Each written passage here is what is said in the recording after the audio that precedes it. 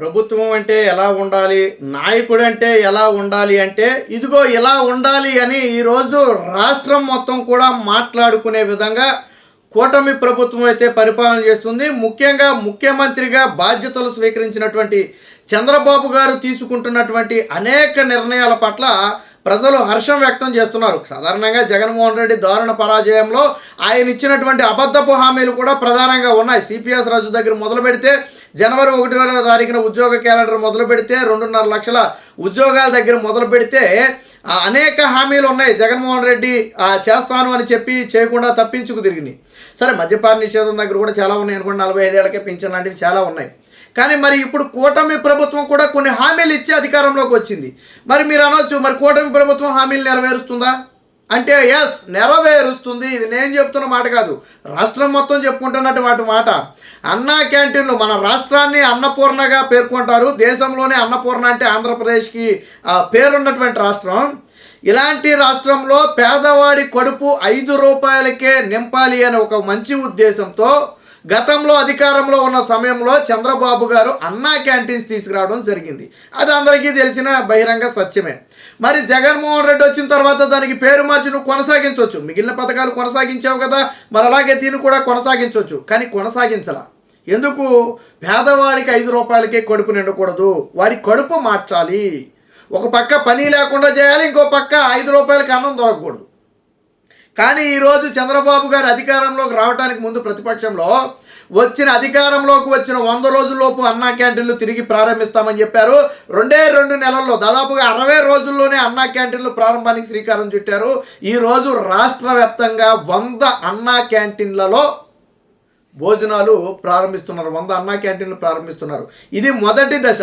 So దీన్ని దశల వారీగా పెంచుకుంటూ ఎక్కడైతే ఆ అన్నా క్యాంటీన్ల అవసరం ఉందని భావిస్తారో ఖచ్చితంగా ఆయా ప్రాంతాల్లో ఏర్పాటు చేయడానికి చంద్రబాబు గారు రంగం సిద్ధం చేశారు. అలాగే ఏదో 5 రూపాయలకు భోజనం అంటే ఎంత పెట్టారా, మనం తిన్నామా అన్నట్టు కాదు. దీన్ని అక్షయ పాత్రకి ఇచ్చారు. 5 రూపాయలు కట్టేది, మీ తినేవాళ్ళు కట్టేది 5 రూపాయలే. కానీ మిగిలిన డబ్బులు ఎవరు కడుతున్నారయ్యా అంటే చంద్రబాబు గారు కడుతున్నారు, గవర్నమెంట్ కడుతుంది. సరే, ఆయన జేబులో నుంచి తెలిసి కడుతున్నారని మీరు అడగొచ్చు. జగన్మోహన్ రెడ్డి కూడా గతంలో నుంచి జేబులో నుంచి తీసి కట్టక్కర్లా, మరి ఎందుకు పెట్టలా అన్నా క్యాంటీన్లు? నేను ఏ నాయకుడు జేబులో నుంచి తీసి పెడతాడని నేను చెప్పను. ఎవరైనా సరే అది ప్రజల సొమ్మే, ట్యాక్సుల రూపంలో కట్టిందే.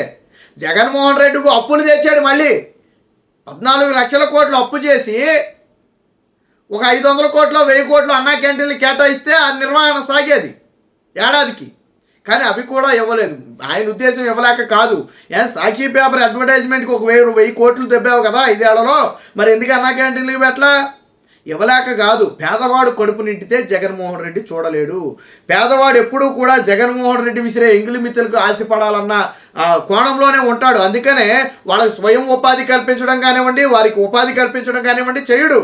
ఎందుకు నీకు నిరుద్యోగులకు ఉద్యోగాలు ఇప్పించలే జగన్మోహన్ రెడ్డి? ఎందుకు ఉద్యోగాలు తీయలా? రాష్ట్ర ఖజానాల సొమ్మే కానీ జేబులోది కాదు కదా. నీడున్నప్పుడు ఉపాధ్యాయ పోస్టులు ఎందుకు తీయలా? పోలీస్ కానిస్టేబుల్ నోటిఫికేషన్లు ఎందుకు తీయలా? ప్రైవేటు కంపెనీలు ఎందుకు తీసుకురాలా?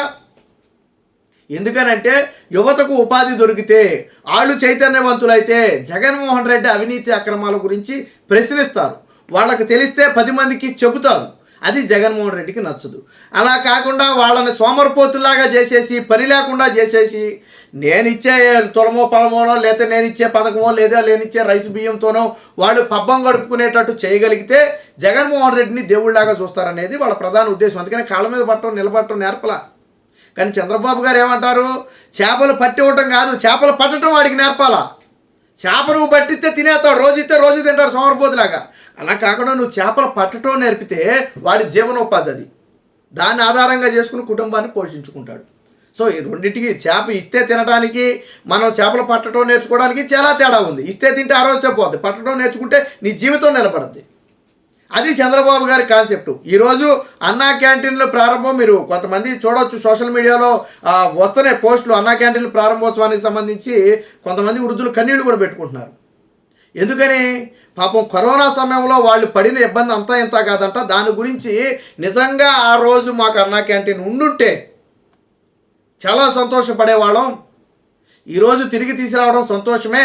కానీ ఒకానొక దశలో కరోనా లాంటి విపత్తు మమ్మల్ని వెంటాడిన సమయంలో పనులు లేక మేము ఇబ్బంది పడుతున్న సమయంలో అన్నా క్యాంటీన్ లేకుండా చేశారు, మా పొట్ట కొట్టారు, అర్ధాకలితో మేము చాలా రోజులు బ్రతికామని చెప్పి పాపం కన్నీటి పర్యంతం అవుతున్నారు. గతంలో అన్నా క్యాంప్ మీకు అంతేందుకు జగన్మోహన్ రెడ్డి ప్రభుత్వం ఉన్న సమయంలోనే కరోనాకు ముందు కరోనా తర్వాత భవన నిర్మాణ కార్మికులు అక్కడ విజయవాడ దగ్గరే ఆ బస్టాండ్కి వెళ్ళే దగ్గర బ్రిడ్జ్ కింద భవన నిర్మాణ కార్మికులతో మాట్లాడుతూ వాళ్ళు చెప్తున్నారు, రోజు పొద్దున్న 7 వచ్చి అక్కడ నుంచి ఉంటారంట పని కోసం. జగన్మోహన్ రెడ్డి హయాంలో ఇసుక లేక పనులు దొరకల, స్టార్టింగ్లో పనులు దొరకకపోతే మధ్యాహ్నం దాకా అక్కడే కూర్చుని 3-4 దాకా అక్కడే కూర్చుని వెళ్ళిపోయేవాళ్ళు, కానీ పని దొరికేది కాదంట. అదే అన్నా క్యాంటీన్ ఉంటే మాకు పని దొరకకపోయినా 5 రూపాయలతో కడుపు నింపుకుని ఇంటికి వెళ్ళేవాళ్ళం మేము. అన్నా క్యాంటీన్లో మాకు ఎంత ఆనందంగా ఉండేది. అప్పుడు పని లేకపోయినా మాకు బాగుండేది. అవసరమైతే మా కుటుంబ సమేతంగా వచ్చి అన్నా క్యాంటీన్లో భోజనం చేసేవాళ్ళం ఉంటే.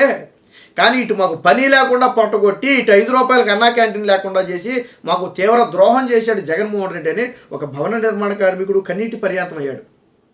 వాళ్ళ బిడ్డలకి పెట్టాలంటే ఈడు పస్తులు ఉండాల్సిన పరిస్థితి అంట. వాళ్ళ పిల్లలు రోజుకి 2 పూటలు తినాలంటే 3 పూటలు కాదు 2 పూటలు తినాలంటే వీళ్ళు 1 పూటే తినాల్సి వచ్చేదంట. ఒక్కొక్కసారి వీళ్ళు తినకపోయినా వాళ్ళకి పెట్టాల్సి వచ్చేదంట. అలాంటి ఎందుకంటే అప్పులు ఇచ్చే పరిస్థితి లేదు, పనులు దొరికే పరిస్థితి అంతకంటే లేదు. ఒకప్పుడు ఒక టాపీ మేస్త్రి 800 నుంచి 1000 రూపాయలు కూలి తీసుకునేవాడు. ఇప్పుడు కూడా తీసుకుంటున్నారు. అలాంటి మేస్త్రి నేను 200కి 300కి వస్తానన్నా కానీ ఎవరు తీసుకెళ్ళలేదంట. పొద్దుంతమని నేను పని చేస్తాను, మాకు భోజనం పెడితే చాలు, 100 రూపాయలు ఇచ్చి భోజనం పెడితే మేము పనికి వస్తామన్న సందర్భాలు ఉన్నాయంట. అయినా పని దొరకలా. అంత మనోవేదన అనుభవించారు. అన్నా క్యాంటీన్లో అంతమంది ఆకలి తీర్చింది. సో చంద్రబాబు గారు ఇచ్చిన మాటకు కట్టుబడ్డారు, కూటమి ప్రభుత్వం కట్టుబడింది.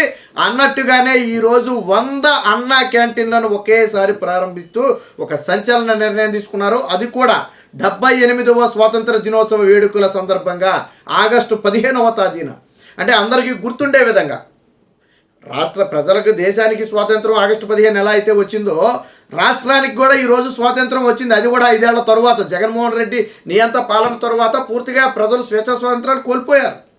మళ్ళీ తిరిగి ఈరోజు చంద్రబాబు గారి నూతన కూటమి ప్రభుత్వం ఏర్పడిన తరువాత మళ్ళీ వాళ్ళకి స్వేచ్ఛా స్వాతంత్రం వచ్చింది. కాబట్టి దానికి సింబాలిక్గా ఈరోజు ఆగస్టు 15 100 అన్నా క్యాంటీన్లు ప్రారంభించడం హర్షించదగిన విషయం. ప్రజలందరూ కూడా హర్షిస్తున్నారు. ఈ 100 క్యాంటీన్లతో ఆగిపోద్దా అంటే ఖచ్చితంగా ఆగదు. గతంలోనే 183 క్యాంటీన్లతో రాష్ట్ర వ్యాప్తంగా నడిపారు గతంలోనే. ఇప్పుడు దానికి ఇంకొక 2 పెరిగే అవకాశం ఉంది. దాదాపుగా 300 క్యాంటీన్లు సుమారు పైగా ప్రారంభించే అవకాశం అయితే ప్రస్తుతం ఉంది. కానీ దఫదఫాలుగా దీన్ని అక్షయ పాత్రకి ఇచ్చేశారు. అద్భుతమైన అద్భుతమైన భోజనం. ఎవరైనా సరే, ఒక IAS అధికారి అయినా సరే వెళ్ళి అక్కడ భోజనం చేస్తే అంత శుభ్రంగా ఉంటుంది. ఒక 5 స్టార్ హోటల్లో కూడా అంత నీట్గా ఉండదు. అంత రుచికరమైన శుభ్రమైన భోజనాన్ని అక్షయ పాత్ర అందిస్తుంది. వాళ్ళు టీడీపీ ఇచ్చిందని కాదు, అక్షయ పాత్ర ఎప్పుడు కూడా అదే విధంగా ఉంటుంది. వాళ్ళదంతా కూడా క్లీన్నెస్ డిసిప్లిన్గా ఉంటుంది. సో అందుకనే కష్టమైన ఖరీదైన అక్షయ పాత్రకే ఎందుకు ఇచ్చారంటే పేదవాడికి పెట్టే ఆ ముద్దని నాణ్యమైన ముద్దను పెట్టాలనే ఒక ఉద్దేశంతో, రుచికరమైన భోజనాన్ని అందించాలనే ఒక ఉద్దేశంతో అక్షయ పాత్రకి ఇవ్వడం జరిగింది. ఏదేమైనా ఈరోజు చంద్రబాబు గారు తీసుకున్నటువంటి నిర్ణయం పట్ల రాష్ట్ర వ్యాప్తంగా కూడా ప్రజలు హర్షం వ్యక్తం చేస్తున్నారు. ముఖ్యంగా ఎవరైతే బడుగు బలహీన వర్గాలు, ఎవరైతే పేదలు ఉంటారో వాళ్ళందరూ కూడా ఈ అన్నా క్యాంటీన్ల ఏర్పాటును 100% హృదయపూర్వకంగా స్వాగతిస్తున్నారు.